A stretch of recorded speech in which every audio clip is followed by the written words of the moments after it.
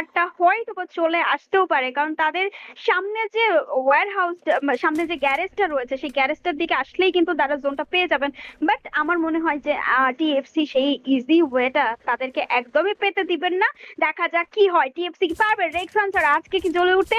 এই ম্যাচের বুইয়ার খুব ক্লোজেই কিন্তু রয়েছেন তারা, 10টি এলিমিনেশন পয়েন্ট কিন্তু রয়েছে বিডি চ্যাম্পসের খাতায়, যেখানে আয়রন নাইট এবার কিন্তু জ্বলে ওঠার একদম পারফেক্ট একটা টাইম। দেখা যাক কি হয় এখানে।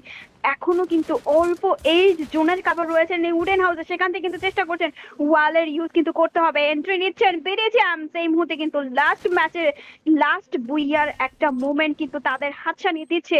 গাড়ি দিয়ে কিন্তু এইখানে পুরোপুরি সাজোয়া, একেবারে সাজোয়া জানের মতো কিন্তু সাজিয়ে রেখেছে বিডি চ্যাম্পসের। ডাউন কিন্তু বের করে ফেলেছেন ট্রোকন দিয়ে, ইজি হাই আর একটা ডাউন।